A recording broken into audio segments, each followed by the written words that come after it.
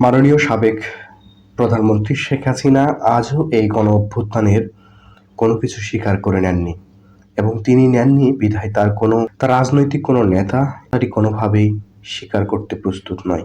এটা হচ্ছে লিডারশিপ অথবা নেতৃত্বের একটি বড় গুণাবলী, যা কমান্ড অফ কমান্ড।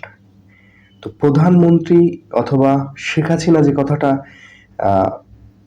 স্বীকার করেননি বা যে কথাটা এখনো তিনি সেভাবে বলেননি, তার কোনো নেতা কর্মীরাও সে কথাটা আজ পর্যন্ত বলেননি। অথচ নতুন একটা দল এনসিপি, যার গঠনের বয়স এখন পর্যন্ত 1 মাস হয়নি, তার এই সময়ের মধ্যেই একাধিক মতদ্বন্দ্ব নেতাদের মধ্যে, জ্যেষ্ঠ সংগঠকদের মধ্যে চলছে বাক বিতণ্ডা। সেনাপ্রধান ওয়াকারুজ্জামান এর সাথে গোপন বৈঠকে যারা বসেছিল তাদের নিয়ে কি আলোচনা হয়েছে, সমালোচনা হয়েছে, তার প্রেক্ষিতে কয়েকদিন পর মুখ খুলেছেন হাসনাত আব্দুল্লাহ। এবং এই হাসনাত আব্দুল্লাহর কথাকে কেন্দ্র করে আবার সার্জিস আলম বলেছেন যে সেনাপ্রধানের সাথে এই ধরনের কোনো কথা হয়নি, আসলে নিজেদের মধ্যে বোঝার কোথাও একটা ভুল হচ্ছে। এবং এই দুইজনের কনসেপ্টে আবার কমেন্ট করেছেন আরেকজন সংগঠক মাসুদ হান্নান। তিনি বলছেন এই দুজনের কেউ একজন মিথ্যা বলছে। এ ঘটনার মধ্যে দিয়েই আবার সার্জিস যখন 135টা গাড়িবহর নিয়ে নিজ এলাকায় শোডাউন করতে যায়, তখন আরেকজন মুখ্য সংগঠক তাজনিম জারা তিনি একটা ফেসবুক স্ট্যাটাস লিখেছেন, খোলা চিঠি লিখেছেন সার্জিসের প্রতি, এবং সার্জিস সেই চিঠির উত্তর করেছে। এই যে 1 মাস একটা দলের বয়স, তার মধ্যে কত মতনৈক্য, কত মত পার্থক্য, মতবিরোধ দেখা দিচ্ছে, এটা আসলে একটা নতুন দলের জন্য মোটেই শোভনীয় নয়। এবং এই দলটার প্রতি মানুষের যে আকাঙ্ক্ষা ছিল তার শুরুতেই গুড়ে বালি। আওয়ামী লীগ একটা পুরাতন দল, যেটা আজ পর্যন্ত একই ভিত্তির উপর টিকে আছে, স্বাধীনতাকামী মানুষ অথবা মুক্ত চিন্তার মানুষ। বিএনপি দল হাজারটা অপরাধ করুক, কিন্তু তাদের কোনো নেতা মন্ত্রী কখনো জিয়াউর রহমানকে নিয়ে কোনো কটূক্তি করার সাহস করেন না, অথবা তারেক রহমান যদি কোনো কথা প্রকাশ করেন সেটা নিয়ে দ্বিমত প্রকাশ করেন না, বিদ্রূপ করেন না। এই যে এতদিন হলো তারা এখানে টিকে থাকার মূল মন্ত্রই হচ্ছে যে প্রধানের কথা কখনো অমান্য করবার নয়, অথবা মতবিরোধ তৈরি করবার নয়। নিজেদের মধ্যে যখনই মতবিরোধ তৈরি হবে তখনই সেই দল টিকে থাকা, সেই দলটার পথ দীর্ঘ হওয়া অনেক কঠিন হবে। এই এনসিপি দল গড়ে পড়তে 1 মাস বয়স, জন্মগ্রহণ হয়েছে কেবলই। এরই মধ্যে তাদের কথা, তাদের কথাবার্তা, তাদের চলাচল, আচার আচরণ জনমানুষের রোষে পড়েছে।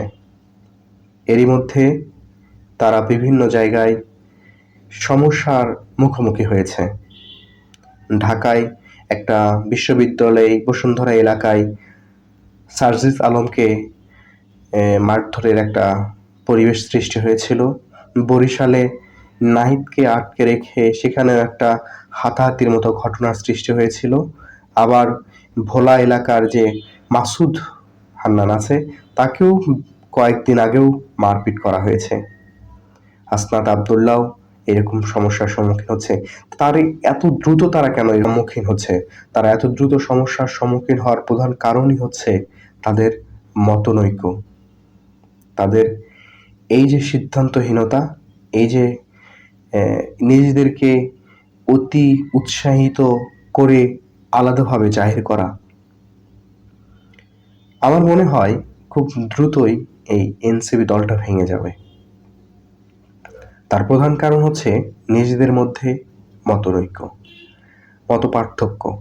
এখন তারা বলছে যে আলোচনায় মাধ্যমে তারা এক জায়গায় আসবে, অথবা জাতীয় ঐক্যের জায়গায় তারা এখনো এক আছে। এটা এখন শুধু মুখেই। এইরকম পরিস্থিতিতে একটা নতুন দল যদি এতগুলো সমস্যা সৃষ্টি হয়, এতগুলো সমস্যার সম্মুখীন হয়, আরও তো দিন পড়েই আছে। তাদের প্রত্যেকটি কার্যক্রম জনমানুষের সম্মুখে অনেকটাই বিরক্তির। তারা যে দল গঠনের অনুষ্ঠান করেছে, সেখানে সরকারি অর্থায়নে লোক সমাগম করা হয়েছে। তারা যে ইফতার পার্টি করেছে, তার টাকা কোথা থেকে আসছে তার সঠিক কোনো ব্যাখ্যা এখন পর্যন্ত দেননি। অথচ বলেছে যে এই ছাত্রদেরকে কয়েকদিন আগেও ১৫০০ টাকার মাইক ভাড়া নেওয়ার জন্য অপেক্ষা করতে হয়েছে, সেই ভাড়াটা অন্য কাউকে পরিশোধ করতে হয়েছে। তাহলে তারা কিভাবে এত বড় গাড়ি বহর নিয়ে শোডাউন দিচ্ছে? ভোট পাওয়ার জন্য আসলে এগুলো মুখ্য নয়, মানুষের অন্তরে থাকাটা মুখ্য।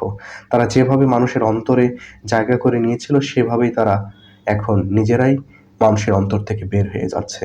আর অল্প কিছুদিন এভাবে চলতে থাকলে মানুষ এই দলকে, এই দলের প্রতিনিধিদেরকে, এই দলের যারা জ্যেষ্ঠ নেতা আছে তাদেরকে ছুঁড়ে ফেলবে। ভেঙে যাবে এই নতুন স্বপ্নদ্রষ্টা রাজনৈতিক দল এনসিপি।